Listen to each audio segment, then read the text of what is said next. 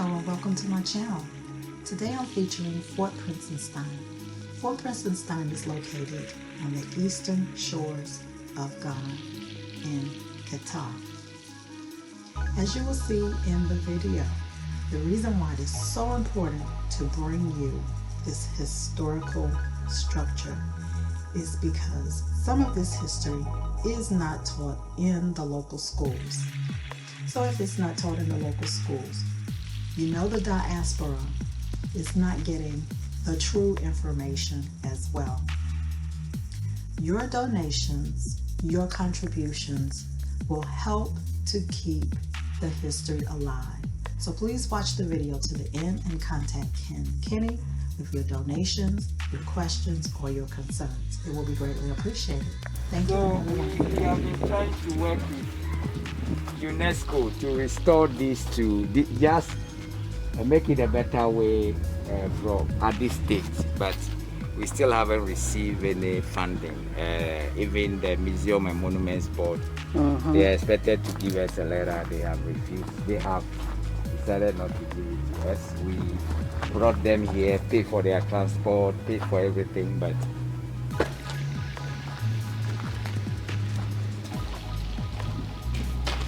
these are one of the dungeons. Yeah. No, the dungeons.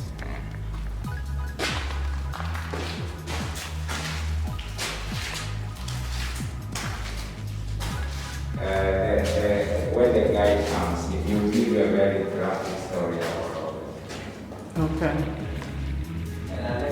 Until the lion has his historian, the hunter will always be a hero. Yes. Yes.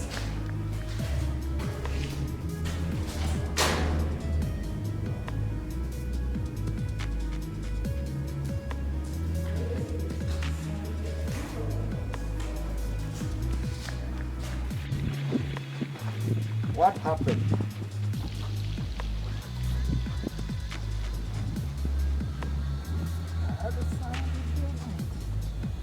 No, we agreed that we're meeting at Paloma. I was there.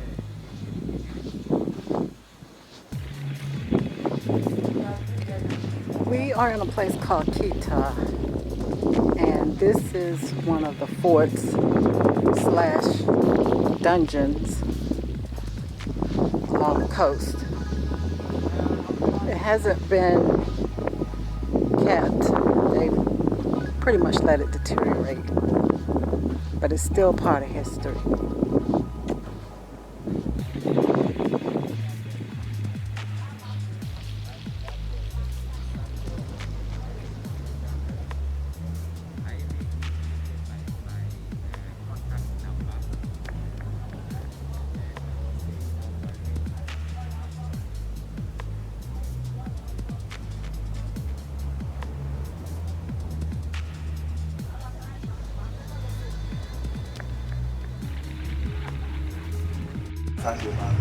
The slaves were put on display and they were sold to the highest bidders.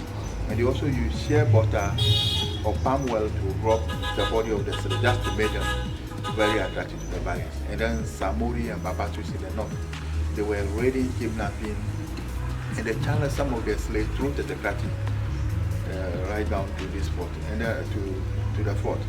And when they arrived over here, they were sorted way granted. And then they opened their mouth to estimate their age by the state of their teeth. They count their teeth.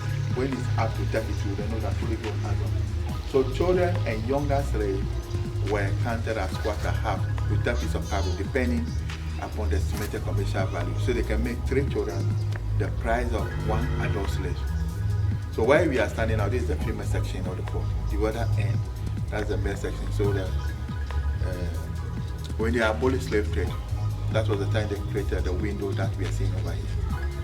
They abolished slave trade in 1807, but illegal trafficking goes on up to 1833 to 34. That was the time the Emancipation Act was passed. And then they freed some of the slaves and they were sent to Sierra Leone. That's where they named the capital Freetown. And America also Sierra Leone? Yeah. In America, also sent some of their slaves to Liberia. They also named the capital after their president by then, James Morrow. So the Danish Norwegians, they have 5 in Ghana. The Osukase is the headquarters for the Danish Norwegian. I did not know the Norwegians participated in this. Yes. And then they have Augusta Borg in Teshi, it's in rain now. They have a Fridensborg, Oningbo, Kojinstein in Adan, and there's Prinzenstein, meaning the stone of the prince. Stein in Denmark is stone, Princeton, the stone of the prince. So, and this is the only fort in the eastern side of Ghana. Likewise, the only fort in Volta region. So they were taking the slaves from Togo. Togo, they have a slave market called Aleho, Agbedafo. Benin, they have Wida, Klepa, Abomi, and then Balagi. So the slaves were transported by foot to the fort over here, and they were sent to U.S. Virgin Islands, St. Croix, St. Thomas, St. John. So before I continue, if you have a question, you can ask before we move on. Well, I was just thinking because I'm from North Carolina. Yes, North Carolina. Yes. Because some of the slaves from here were also sent to North Carolina. Okay. South Carolina. Yes, I have some document regarding that. And my his family is from South Carolina, but I worked in historic preservation there. And what you said about how they fed them, there were plans. Oh, okay. So with historic preservation in the USA, you may already know this. It used to only be the story about the industriousness of the owners, the slave owner, and their wealth, and they would show you the big house and how well they lived. It's only been since the 1990s that they brought in the story of the enslaved people. And that's been through African Americans becoming involved in historic preservation. But then they also fed them at some of the plantations in troughs. Like they couldn't use even their hands or fork or spoon. They had to bend over and just eat the food with their mouth or lick up the drink, lick it just like you said they did here. So maybe you can ask me that. Thank you. So let's put it down.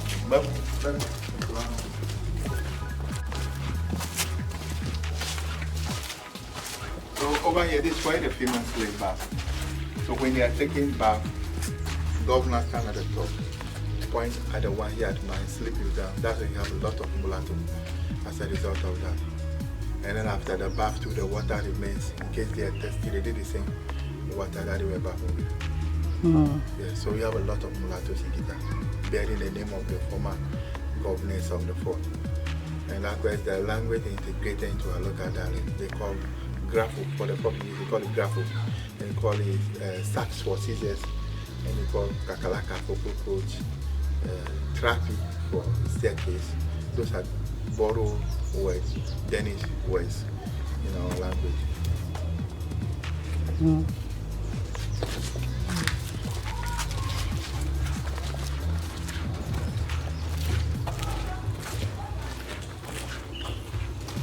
What you're teaching us, is this something that's taught in schools here? How did you learn? No, interestingly, they say things about slave trade generally, but then until the students will go to the castle, they don't really know the details. And I personally, I feel ashamed that we have not made, historically, we have not made this as a critical subject for people to understand, so that Africans would get more enlightened about the world in which they are. But it's not been done. I mean, I also schooled here, and looking at how we learned, it was just, okay, when was the Christianborg Castle, for example, built? We never had like discussions where we like grouped and then thought through like how it's affected us for many years. Yeah, I think like he said, it's missing.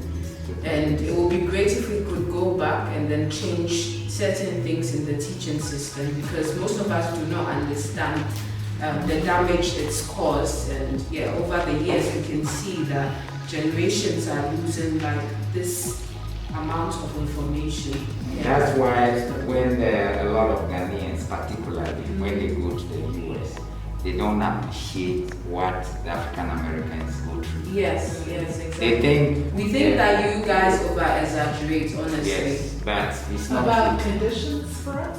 Yeah, about finding your roots, and thinking about this whole post-colonialism trauma, and I mean the slavery. We think you exaggerate it, actually. Really? To be honest, Because here, They don't teach. yes, They don't teach what they teach, Yeah, exactly. We only learn them when we visit the castle. Yeah. But so how do people think we arrived in the United States? How do they think that happened? Yeah, I mean, They don't think they don't really they only about know it. there was once upon a time there was something called slave trade, but they cannot, because like how he's graphically letting you understand what happened to a human being. We are not conscientized, or we were not taught that way, so it's difficult. We see ourselves, how do we call it, not part, we don't get involved in what our brothers and sisters who are still there and what they have been going through. They don't feel it. This is one of the things that I'm passionate about, so I appreciate what has been happening. And I've been to the US for a couple of times, and I'm not too happy about what is happening there. Yeah, we no longer have physical slavery that we had in the 17, 1800s, but we still have a lot of effects from it. And there is a lot of structural slavery. Yes. Even in Ghana here, the so-called politicians who were generationally, they were part of the slave trade. They are still the people who are in Ghana. Who are selling off Ghana. Yeah, exactly. Who sold slaves before, they are selling Ghana now. So it's the same thing. And we as country citizens, we don't see it. We don't see it. So there's still mental slavery. Yes, there is. Yes. Yeah. Yeah, big man. Which Go is, ahead. that's Yeah. the hardest. Sorry, go ahead. So this the artist's impression about how the fort looked like before the cities were back on it. The watchtower where the security men stayed to overlook the entire building. No, slave trade was a trade by barter. They were using brandy, whiskey, liquor, gun, and gunpowder in exchange for slaves. And later on, they started using cowrie shells. Cowries was used as a medium of exchange. So 500 of these by female slaves and 300 of these by male slaves. The female produced over there or give birth, and they sell to other plantation owners. That's where the female were more expensive than the male slaves in those days. So, and our money derived the name from this. And this is why the accounts call this idia, and we call it Ochi. So when you have a lot of these, you have Ochi talk. I had no clue that the cowrie shell system evolved from slave trade. I thought it was like an African root thing.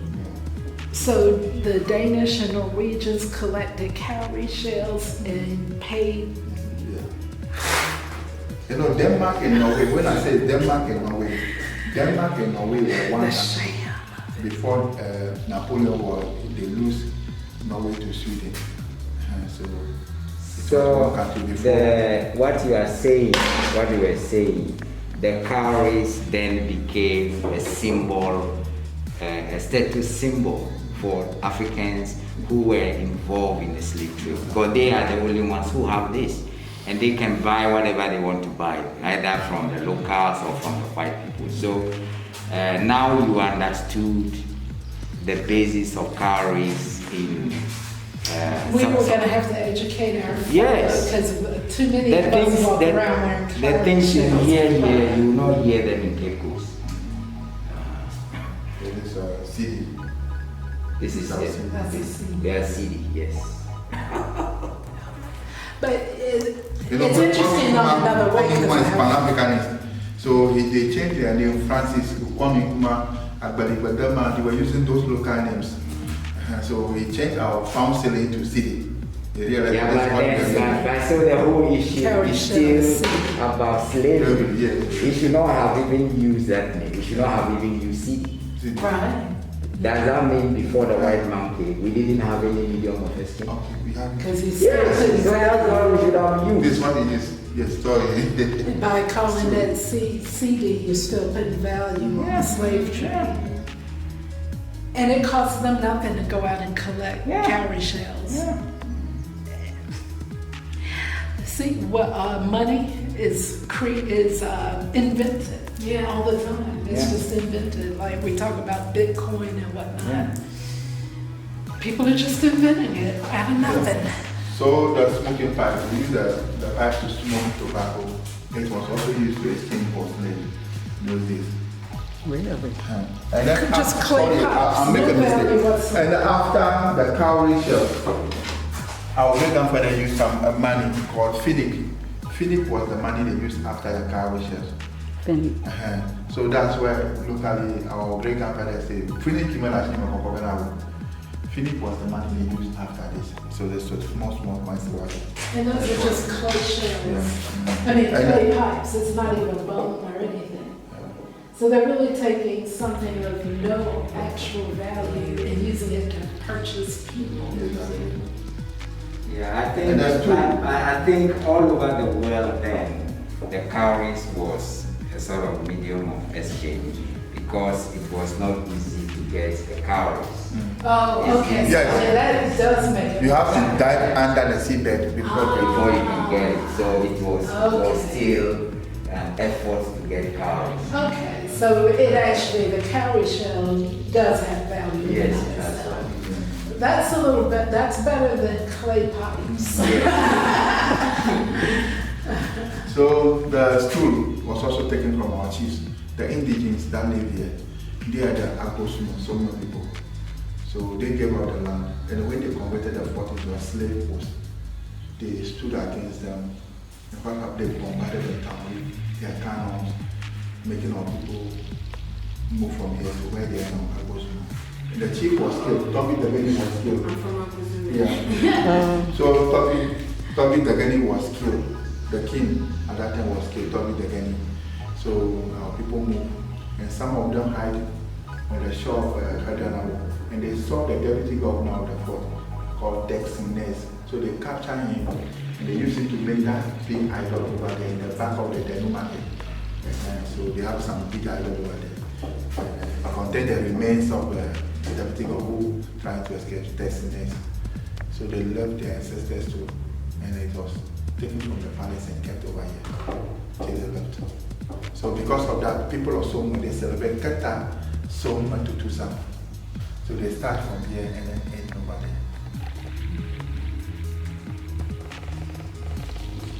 And that's the spine of a blue whale. It was brought in by the British. It was brought in by the British. This is spine. It's spine of the whale. Yeah, so here we still periodically have whales passing by. So that what I was telling you is one of our strategies to see whether we can use the whale watching. This is the same. You can go from September to February. You see a lot of whales. And that big? Hey, one of them. When you start there, you see it. You can feel this out to that side. I thought it was a machine, some kind of machinery. I did too.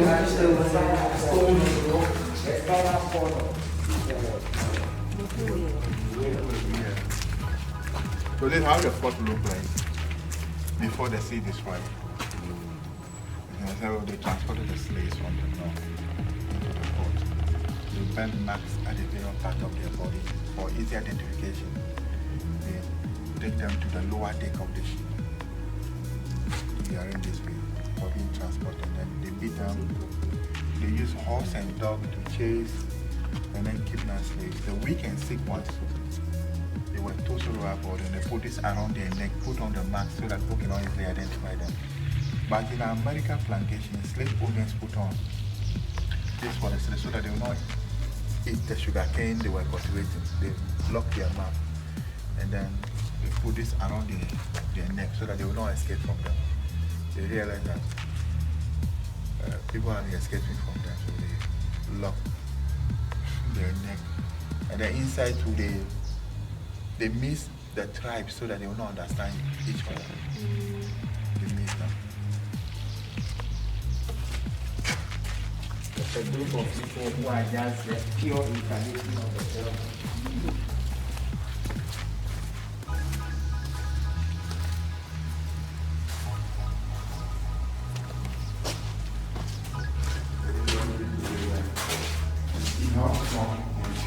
Before they buy. So the way the slaves weigh determines their price in those days. So this is what they used to weigh them. So they were sold by the pound.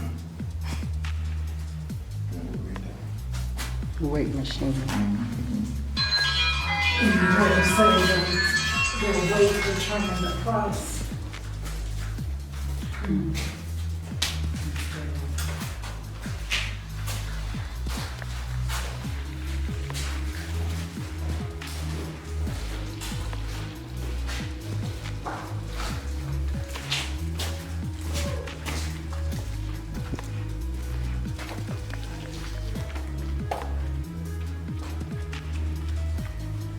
This is what they used to grind the corn.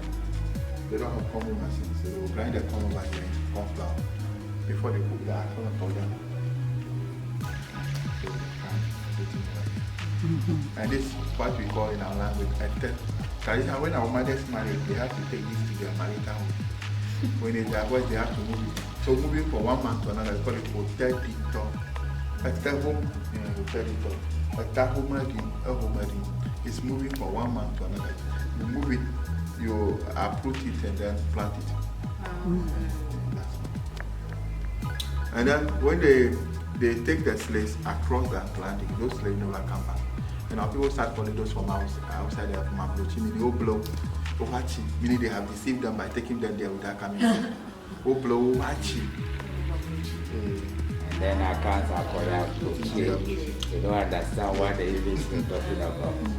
There was a movie made about one slave who did actually make it back to Ghana. Some people came back. Some people ran away from Run away and were able to come back, which is incredible. Have you seen that? Yeah, I think he has some stories of those who came back.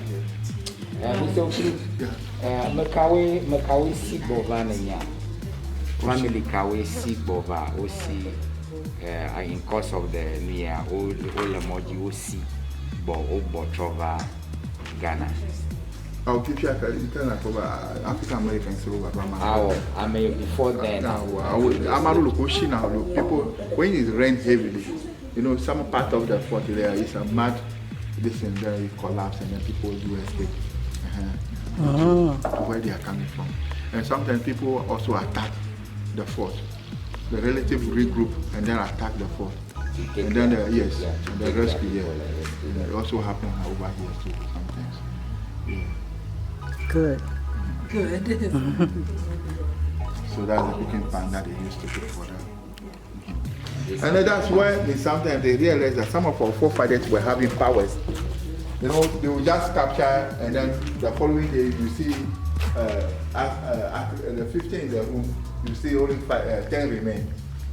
The rest have disappeared through the walls. So they put mercury in between the walls, and those that attempted got stuck. That's why when they see what they saw in the fall, you can see human remains. So people also escape through other means. And the people's shrine have been seized and then placed in the fort. After the slave trade, the drum and then the shrines that they took from their various places have been given out to the Wamafia, Tabadada, and so they are in their custody now. So that's it. So the proposal we sent to UNESCO is to use this place for the museum actually. Who comes up with stuff like that except that fire? Sometimes we do like we make them feel so special. They're all in my bedroom. The fourth Prinzenstein. Can you please take a picture and read it? The whole thing. Yeah. Can only zoom in and read. Let me see if it's possible to zoom in. They had like 10,000 pounds. 10,000. Wow.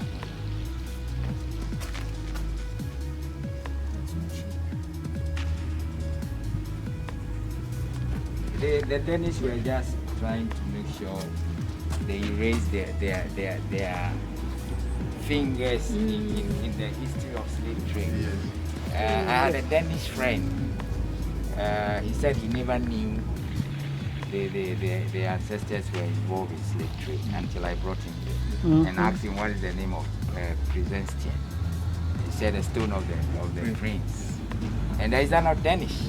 I asked him what about gaflo, what do they mean by gaflo? He said that is a spoon. And all the ones that he was telling me.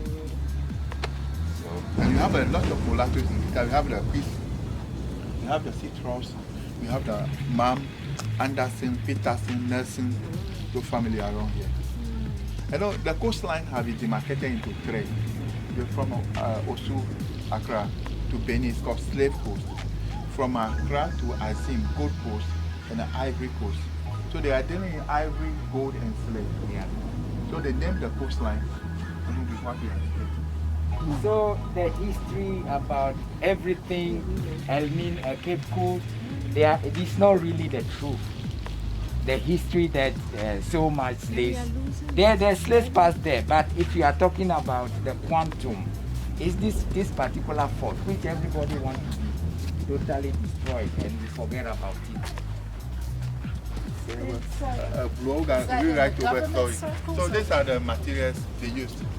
They use oyster shells, this yellow. Which you can find in the lagoon. Yes, it's oyster shells. The yellow ones. The yellow ones were brought from Denmark. They use as a ballast. But when they take slaves, and they are coming, they bring more stones.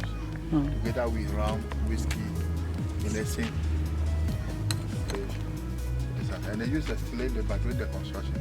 So in between the walls, they put mud over there to serve as a soundproof. That when the slaves are in and they are screaming, it will not be here outside. And then when they throw the cannon will be just stuck. It will not affect the entire building. That's what they put in between. Over there, Really, yeah, in between. So that when they throw the cannon, it will not affect. And even when the slaves are in and they are screaming, you can hear. Yeah.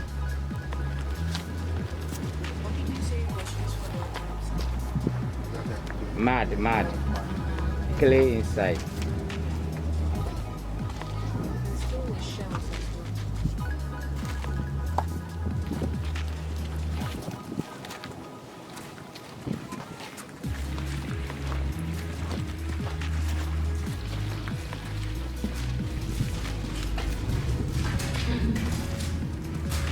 So this one of the room where you get the strong slaves, the hardened slaves were kept over here. That's the only ventilation. They have iron gate at the entrance. So the only time for them to see sound like is when the shipment is moving. So the other standing where the seat is where are smaller than this. Some of them you cannot stand inside.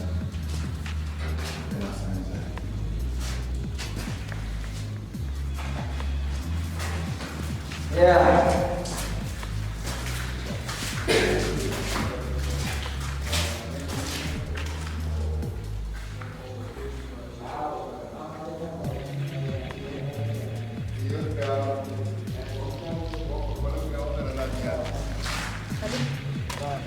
You have to have it. But you can't speak the language. Oh. Okay. Yeah, it's a shame. So we have a big this thing, langba. So you have to dance the land mass before you go? Why not? No, a big idol. Teach me. Yeah, Idol. yes, big idol. Hey. So that's why if Idol. you are from here, we can't speak the language. You have to dance. Then I have to dance. Hey, that's big punishment. That's no problem. Yeah. Akbar. Normally, you need to. Some of the slaves were here. They will pour the water into the gutter. It runs through the gutter, and they will be in and leaking from the gutter because they fear that when they open to give them food or water, they attack them. And then when the slaves were about to be taken away, they starve them for 2 days. So they become weak. Lead them through the tunnel to the gate of no return. From there they were taken away. So some of them were changed by here. And this for the 70 men. They were guiding the slaves at that time.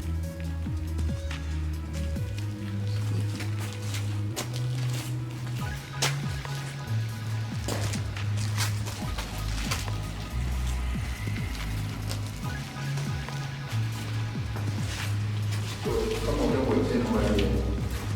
They secure the slave by two. They will chain one right leg to another left leg. So they use their fingers to scratch both the wall and the floor. They want to dig into the building and escape from them. They will use their fingers to scratch both the wall and the floor. The chains over there were used to chain their leg. And this one they used to carry the dead ones. This for the slave masters. And the keys to some of the dungeons. Or opening some of the dungeons. You have a lot here to preserve. Yes. Is that where some slaves scratched? Yes. That's correct. Look at what determination can do. Yeah.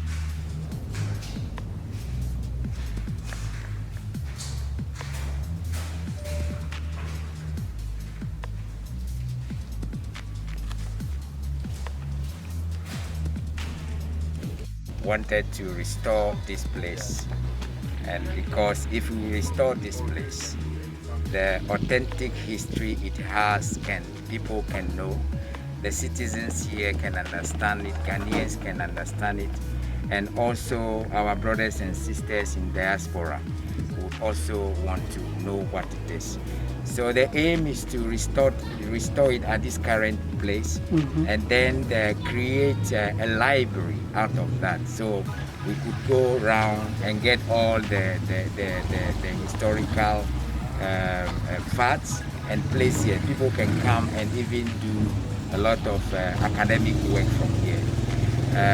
The other side, which is being used as a lorry station, that we have agreed with the traditional authorities will be a museum, Anglo or Eve museum, which relates to all the slave trade.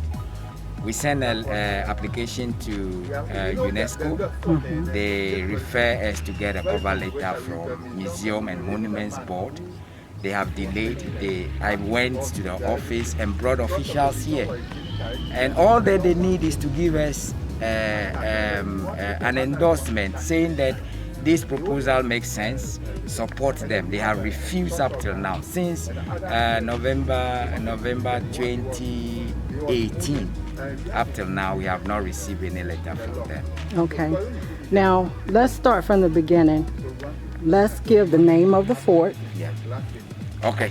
So this fort is called Fort Prinzenstein, which means the stone of the prince. Located. And it's a Danish fort. It's a Danish fort. And this is located where? It's located in Quetta, in the east coast. This is the major slave fort east of the Volta River.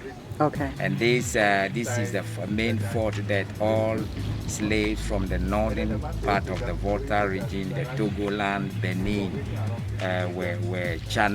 was a channel for the Danish. Okay. Yeah. And for those who are interested in contributing to the restoration of the fort, where can they contact you, or who can they contact? They can contact kkinney, the Executive Director of the Development Institute. And my email address is kkinney. And Kinney is spelled KINNEY at the devin.org. Devin is THEDVIN. All right. .org. All And right.